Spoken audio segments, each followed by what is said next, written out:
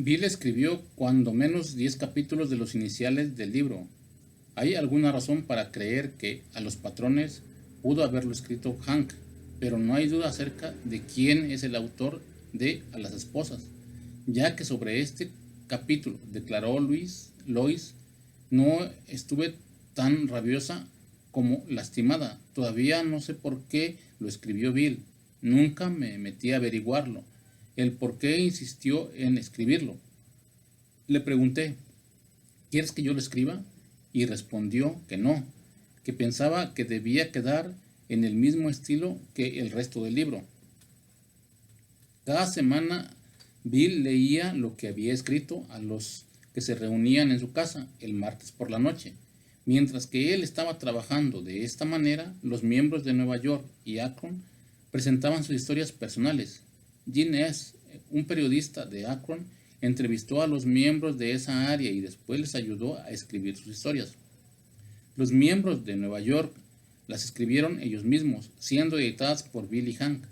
Algunos, a veces ante las objeciones de sus autores, además de las historias de Bill y el Dr. Bob, finalmente el libro contuvo 16 historias de Akron y 12 de Nueva York. A finales de enero de 1939, el manuscrito estuvo listo para su distribución preliminar. Se hicieron 400 copias del Multitale y se circularon a los miembros, amigos y otros aliados para sus comentarios y evaluación. Quizás una de las contribuciones más importantes fue la opinión del médico, por el Dr. Silworth, que aparece al principio del mismo libro. La idea de incluir un capítulo escrito por una persona de la medicina llegó de la doctora Esther L. Richards, del Hospital Johns Hopkins de Baltimore. De la copia que le mandó Bill dijo, no tengo mejor cumplido que decir que leí de principio a fin los 2 primeros capítulos sin detenerme. Así de absorbente es la presentación del material. Después sugería conseguir un médico sobresaliente que tenga un amplio conocimiento de los problemas médicos y sociales del alcohólico para que escriba una introducción. Es evidente que Bill actuó de inmediato sobre la urgencia, porque una carta fechada solo 9 días después contiene el mensaje del Dr. Silworth que aparece en la primera edición. Silworth ya había escrito 2 artículos acerca del alcoholismo para la revista Medical Record. En 1939 apareció un tercero. Expuso una serie de razones convincentes para considerar al alcoholismo como una enfermedad de la mente y del cuerpo, utilizando el término psicología moral para caracterizar el trabajo de la Fraternidad de Nueva York. Bill estaba preocupado por la reacción de la religión organizada y el Dr. Harry Emerson Fosdick, el ministro muy respetado de la iglesia de Riverside, aprobó cálidamente una copia anticipada y prometió un resumen crítico del libro cuando fuera publicado. El apoyo de Fosdick virtualmente garantizó el interés en los círculos protestantes. Bill estaba muy aprensivo acerca de la respuesta de los católicos. ¿Qué pasaría si esa iglesia decidía que era un culto herético? La suerte estaba de su lado. Un miembro nuevo, Morgan R., que era católico, conocía a alguien del Comité Católico sobre las publicaciones de las arquidiócesis de Nueva York. Este fue deprisa con el libro y pronto se recibió una maravillosa respuesta. Los miembros del comité alabaron mucho el libro y su mensaje. Sugirieron algunos cambios menores que Bill aceptó rápidamente. Lo más importante de estos eran al final de su propia historia. El más importante de estos era al final de la propia historia de Bill, en donde declaraba que los alcohólicos recuperados habían encontrado el cielo justo aquí en la tierra. El comité amablemente sugería que cambiara de cielo a utopía, pues como dijeron, después de todo, los católicos estamos comprometidos a ustedes algo mucho mejor posterior. El comité amablemente sugería que cambiara de cielo a utopía, pues como dijeron, después de todo, los católicos estamos prometiendo a ustedes algo mucho mejor posteriormente. Aunque los miembros del comité no dieron ninguna aprobación oficial del libro, el apoyo no oficial permitió a Bill respirar con mayor facilidad. Bill siempre dijo que se consideraron más de 100 títulos para el libro y en el que aparecieron las copias multilight fue Alcohólicos Anónimos. Hay alguna disputa acerca de quién fue el que pensó primero este título. La mayor parte creyeron que fue Joe W., un escritor de la revista New Yorker, que solo permaneció sin beber entrando y saliendo. Eso fue lo que recordó Bill, y creía que el nombre hizo su primera aparición en las discusiones en octubre de 1938. El primer empleo documentado del nombre que está en los archivos de AA es una carta de Billy a William Richardson, fechada el 15 de julio de 1938, en una invitación a los señores Richardson, Chipman y Scott de la Fundación Rockefeller para venir a alguna de las juntas de Clinton Spring. Bill escribió: Ciertamente, en el caso de ustedes, caballeros, renunciaremos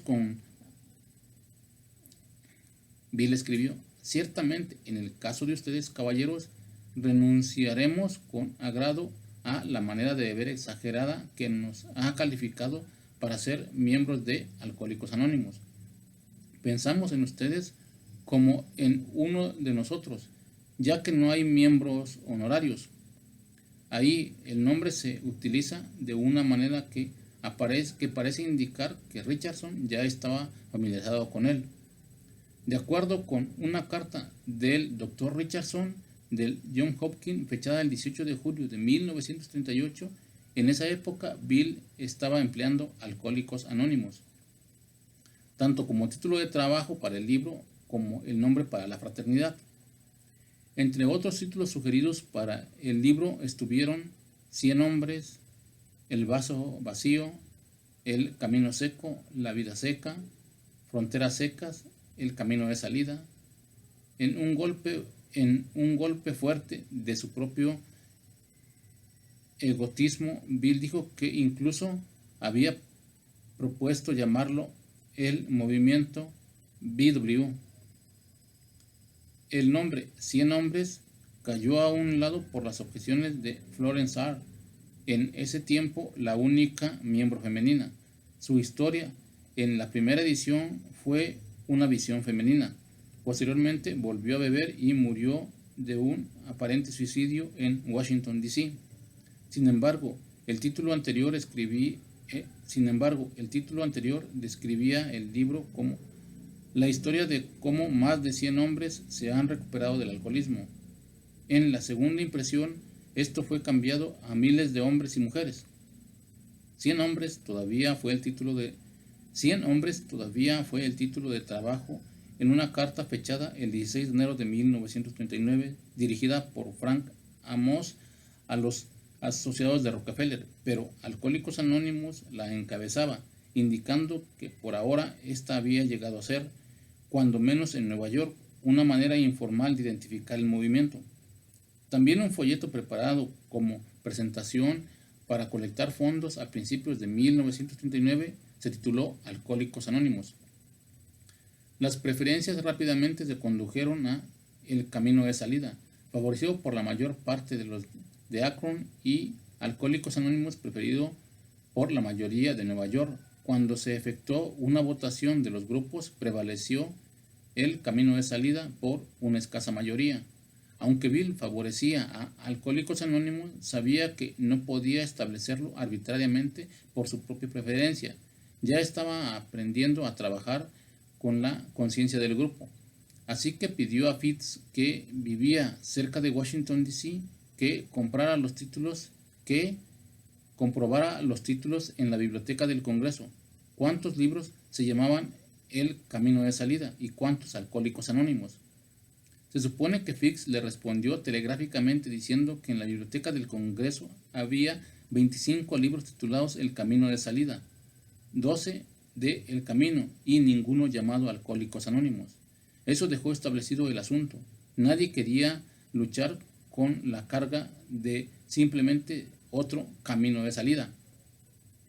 El título del libro se convirtió rápidamente en el nombre de la fraternidad, aunque continúa el debate acerca de cómo o dónde un grupo utilizó por primera vez el nombre de Alcohólicos Anónimos. El veterano Clarence S. afirmó que el grupo de Cleveland que él fundó en mayo de 1939 fue en realidad el primer grupo en utilizar el nombre de Alcohólicos Anónimos.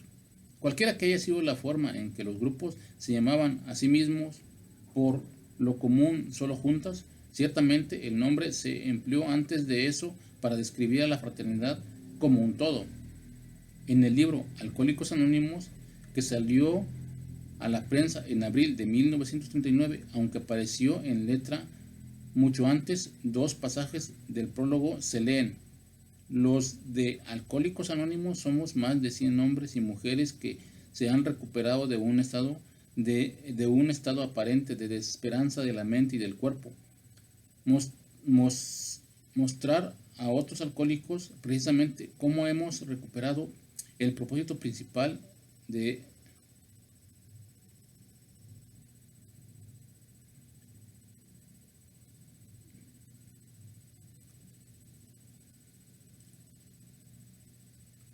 El título del libro se convirtió rápidamente en el nombre de la fraternidad, aunque continúa el debate acerca de cómo o dónde un grupo utilizó por primera vez el nombre de Alcohólicos Anónimos.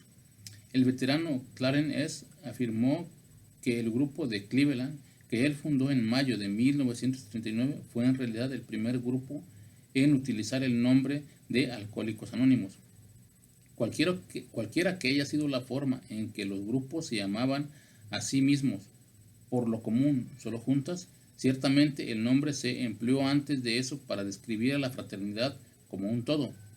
El libro Alcohólicos Anónimos, que salió de la prensa en abril de 1939, aunque apareció en letra impresa mucho antes, dos pasajes del prólogo se leen.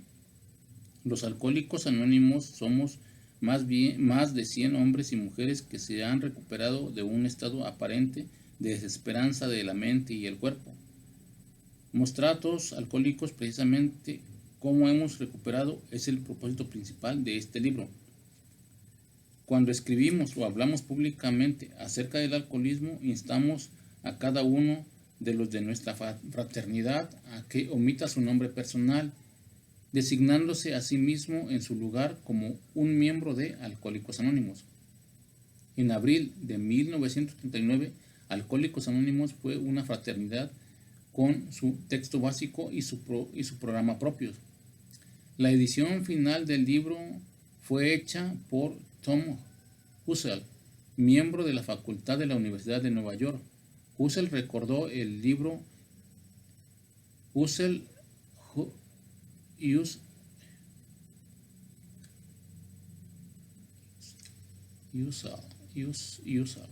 La edición final del libro fue hecha por Tom Hussell, un miembro de la facultad de la Universidad de Nueva York. Hussell recortó el libro en una tercera parte. Algunos dicen que la mitad, de 800 a 400 páginas, y lo afinó durante el proceso.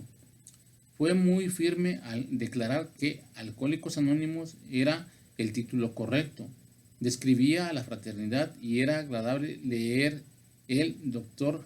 Howard, un psiquiatra de Montclair, New Jersey, hizo una contribución virtualmente importante. Sugirió que había demasiados "tú tienes que". Bill dijo que la idea del psiquiatra fue eliminar todas las formas de coerción, de poner a nuestra fraternidad sobre una base de "nosotros deberíamos" en lugar de "tú tienes que". Jimmy B. tuvo una descripción llena de coloridos de este intercambio. El Dr. Howard leyó el manuscrito y lo trajo de regreso al día siguiente. Aseguró que Bill estaba cometiendo un maldito gran error. Este es el grupo Oxford, apuntó. Tienen que cambiar toda la maldita cosa. Le preguntamos, ¿por qué? ¿Qué tiene de malo? Es perfecto, prosiguió. Debe quitar el tienes que deben quitar Dios por completo. La confusión que le entró a Bill entonces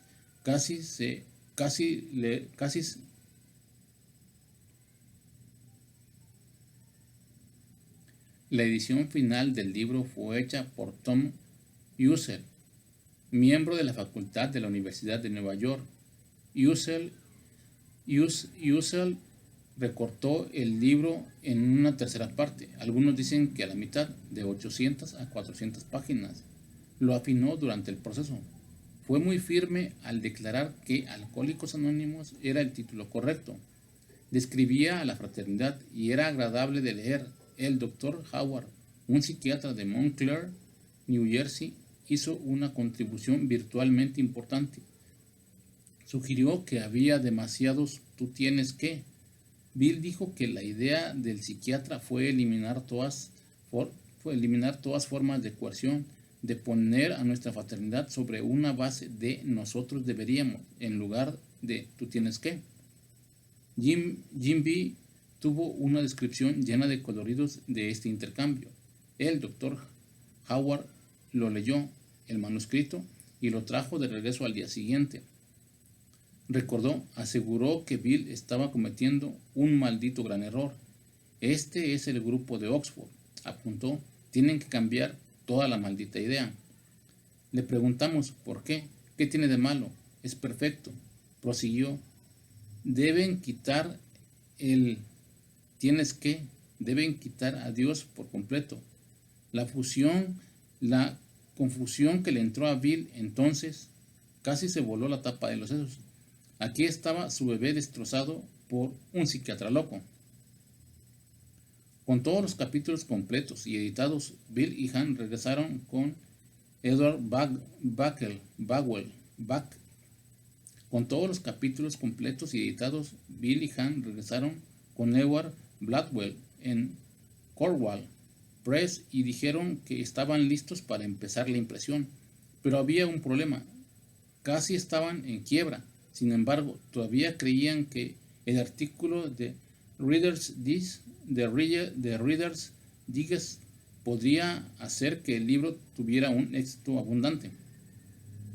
Blackwell los ayudó de dos maneras. Primera, en que estuvo de acuerdo en imprimir el libro y aceptar $500.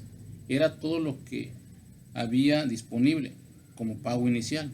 Después, en que les sugirió una tirada inicial de 5,000 ejemplares en lugar de las cifras irreales en las que habían pensado Bill y Hank.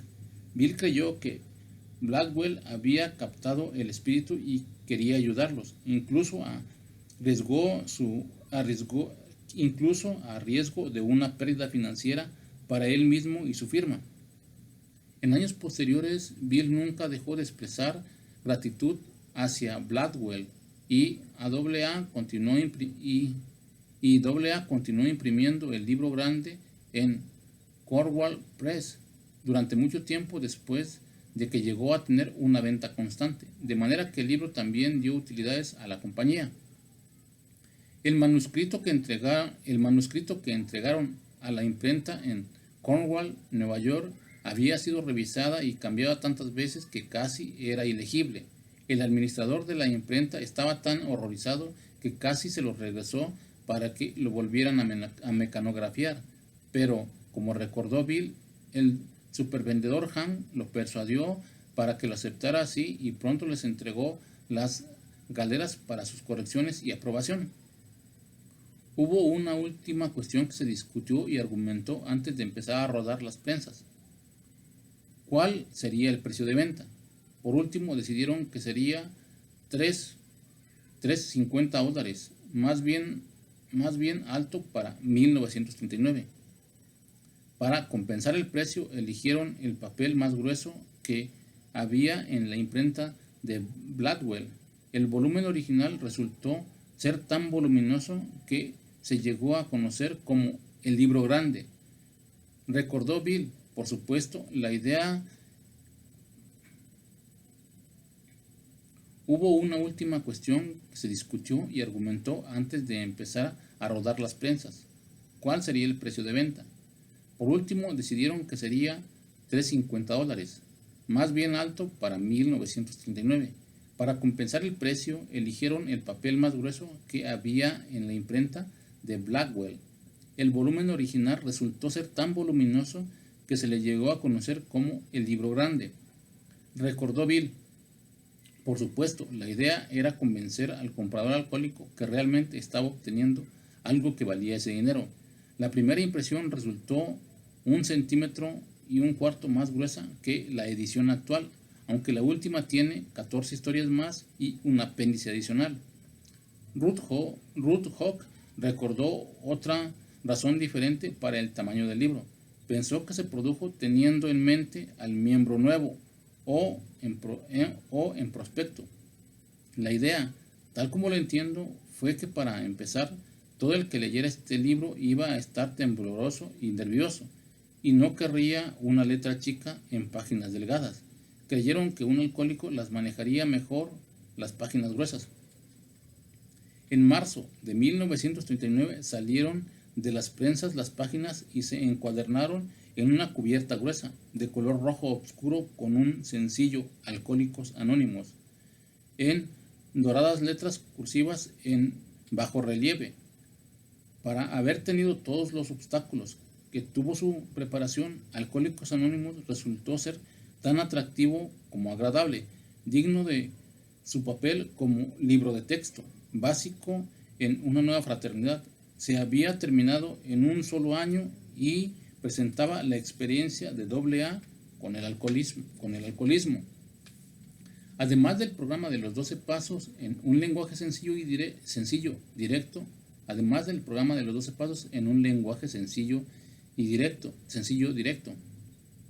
Las historias personales eran dramáticas y persuasivas. Significativamente, casi todo lo que el libro tuvo que decir referente a los problemas del alcohólico y de su recuperación todavía es aplicable hoy. El prólogo de esa primera impresión, publicada en abril, establecía: no somos una organización en el sentido convencional de la palabra, no se pagan derechos ni cuotas. El único requisito para ser miembro es un deseo sincero de dejar la bebida.